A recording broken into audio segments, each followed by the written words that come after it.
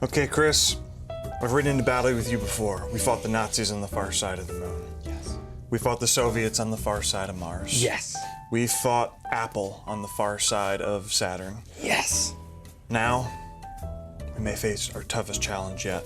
We are about to break the far side of Uranus. What do you think we're gonna find there? We gotta prep for battle. We gotta be ready for anything. Let's put it on screen. Okay. This is a challenge we've never faced before.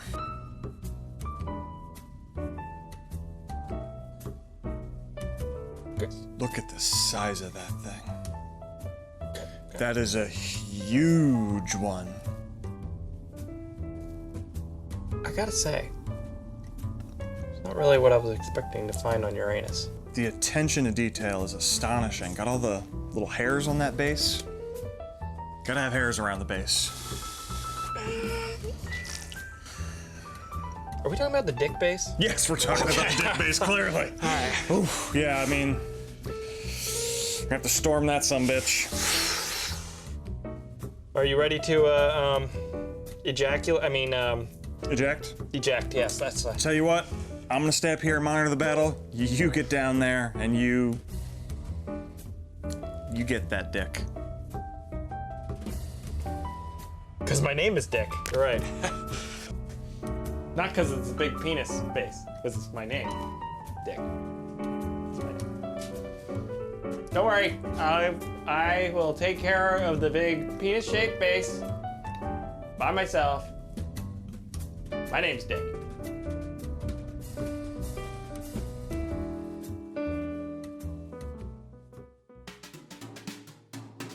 Ian? Cristobal. Tonight, we checked out the new hot movie that all the kids are into about Nazis on the moon, because kids like that. Iron Sky 2, The Coming Race. I don't think there's a 2 in the title, is there? Isn't it just Iron Sky, The Coming Race? I mean, it is the second Iron Sky movie. You're not wrong, but It's like I Star don't Wars believe... 2, Revenge of the Star Wars, or whatever. Of course. Okay. Nailed it. Yeah, no, you're right. There's no, technically, there's not a 2, but it is the sequel to Iron Sky. I think that's just all that one's called. Yeah. So, let's talk a little bit about the original, and then we can get into the sequel. Does that sound good to you? Let's do it. How about you? Oh, we don't care what you think. The first movie was we discover some American astronauts discover they stumble upon a Nazi base on the moon. They get captured. Yeah. Hijinks ensue. You know, American government gets involved. Movie ends with a big nuclear war breaking out amongst the Earthbound planets, and some folks from Earth have escaped to that moon to try and recreate society up there, preferably without the Nazis. So, what were your thoughts on the original? Did you like it? So I should say, going back to when you started Bad Movie Night, Okay. without asking me before starting if I wanted to be involved, I should mention, one of the first movies I thought of was Iron Sky.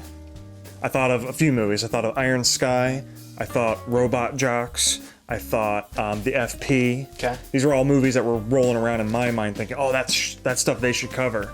So the chance to sit down and talk about a new Iron Sky movie is pretty exciting. Wow, I think you were probably pretty shocked then the budget differences of stuff we actually watched, because Iron Sky has like an $8 million budget. Yeah. And to me, it's very impressive looking, especially, I mean, it's not a massive budget. $8 million is still nothing to, For a movie, for most of the shit we watch is way less than that. For a yeah. movie with this many special effects, visual effects, this is pennies compared to most things you see. So Iron Sky 1 to me was very impressive and a really fun movie. Yeah. I thought it was funny. And it was very entertaining. The whole idea is ridiculous. And what I like about it is the Nazis are just like a butt of a joke. So like they don't take anything seriously. No. They don't like dive into any like historical elements that like Not maybe much would be anyway. like carefully walking along. It's not that. It's like everything. Yeah. The Nazis are just dumb and it's funny, and they play with that humor. Yeah. So I think having seen the second movie without getting too much into it first, I thought there was more political commentary to that first movie than there actually was intended. Because they did have the President of the United States is an obvious Sarah Palin stand-in. That was your idea? It was my great idea had they succeeded. Now it's your stupid idea, got it? I didn't hire you for your stupid ideas. I hired you because of your Midas touch. And now my approval ratings are in the toilet, and the election is just weeks. So, right in the middle of Sarah Palin's first term.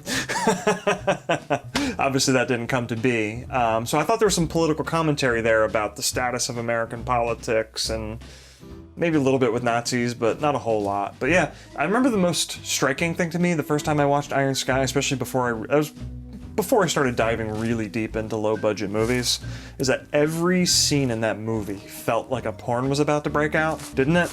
Like, every scene, there's an attractive woman that's, you know, the acting was about the quality of, like, one of the highly produced narrative-style adult films. I would not, I have no idea what you were talking about. And just, I don't know, just because all the makeup was very heightened and... The actors are all pretty, men and women. Yeah. They're both, you know, everybody's And they're attractive. all made up heavily. So it's, you know, the production quality's good. Especially there's a very early scene where a blowout on the airlock causes a woman to be nearly disrobed. You never see any nudity in the entire movie, let alone sex. So it's definitely not that, but it felt like it was always about to just be a bow, chicka, bow, wow, and the movie's going to go in a different direction. I remember thinking that the first time. You must watch some high-quality pornography there, Ian. Sometimes you explore the adult section of HBO. So comparing like it to a lot of movies we watch on the show, you know, Iron Sky's really good production quality. Yeah. They mixed a lot of green screen in, and it's because it's all sort of like comic bookish feeling. It all kind of works. Yeah. And it's got some really cool action sequences as well.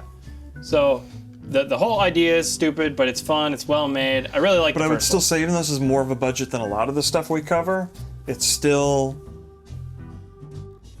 They operate like the movies we watch because they're doing things on bare bones minimum for what they're trying to do. Yeah. They're still doing Indiegogo's to try and raise money. Sure. You know, they're not getting big studio funding, but they're preserving their independent status. And they do have Udo Kier though, who's a real actor. He's great in that movie. He's also in the sequel. But now it's 7-ish years later, I think it came out. Much more. Oh yeah, in real time. Came out in 2012, so now we're here with Iron Sky 2. Do you have to get into this again? What? No. Oh, Iron Sky, the second coming of Nazis or something. Yeah, so there's a lot of expectations, I think, for this movie, especially after I watched the first one to get fresh, and then I watched the sequel, and I think that might have been a problem. If I had come in with it with just fond memories of the first one, I don't think I would have been as... So this movie definitely has a little bit of a different vibe to it. It is still campy. It is still sci-fi. It is still, you know, playing with different themes. But you do take a big jump in time. It's a 30-year jump in time, so it's further removed from our own timeline. I think it has a little bit of the same difficulty that the Matrix movies had, in that the first movie was such a specific thing that the follow-ups never could be. Because that first one has that Harry Potter, Luke Skywalker thing to it where I could be. I could be the one. I could be special. I could be pulled from my life. But Neo so completely completes that arc by the first movie that the next two are going to be something different. A lot of people were never going to like those movies no matter what they made. I happen to like them. That's me. I'm crazy. And I think you get a little similar thing with it because of the 30-year jump. Not that you had to do a 30-year, but if you do a 30-year jump, it no longer feels so close to our own reality.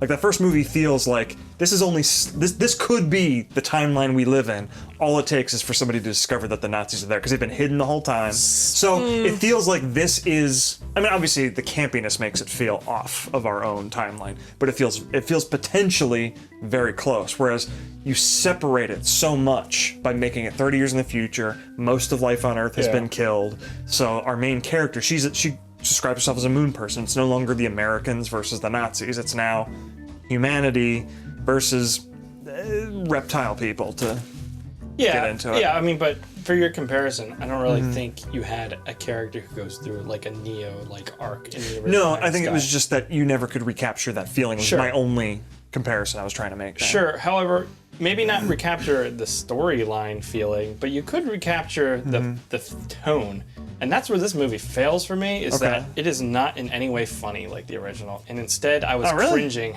almost all the way through it. I think that might be just a function of the time we live in. To me, it feels 'Cause I like a think- movie that was made in 2013, commenting on things in 2013, and then it's like now 2019, it's like, this is stupid and not funny. I think this would feel more fun if it came out 1 year after that first one. Yes. You know what I mean? It would've been fine I think, then, I think yeah. the context of the world we live in is so different. Yeah. That like, it used to be like people who were into flat Earth. That was just funny nonsense. We're like, haha, look at those dumb people. Or people who believed in the hollow Earth and reptilians controlling all the governments. Haha, what crazy conspiracy it's been theorists. played, But it's yeah. taken over. Yeah. Like these people are.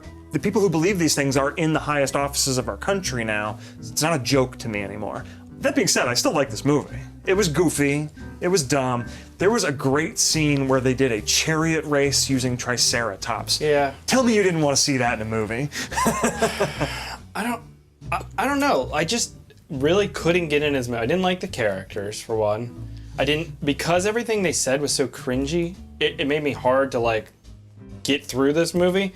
And then, so the butt of the joke in this movie, a lot of times, is this Russian guy, and they're just like, look at this guy, he's Russian, so he's funny, and I'm like, I don't understand why this is humorous. I think the source of his humor was his feelings of inadequacy, and Really? yeah, it was his very much like, oh, come on, you're into the big beefcake guy, why aren't you into me? I'm tough too, I can do the thing too. But he played it up like a character in a cartoon, like a Moose, I Bullwinkle, and whatever I that think show that is. character was a little inconsistent for sure. Yeah. Point is that, like, in the first one, it makes sense. The Nazis, this is a fun movie. We're not going to take it seriously. The Nazis are just a joke. Yeah. In this movie, it's like, oh, Russians are a joke, but why? Like, I'd say Russians are a joke is the theme of the movie. This one Russian guy is kind of But it goofy. was a joke the whole time, and then you're like, this whole plot line with cell phones and stuff, it was like a cringy joke, and they just keep doubling down on this shit, and it's like... Well, yeah, I think there was definitely some political more social than political commentary about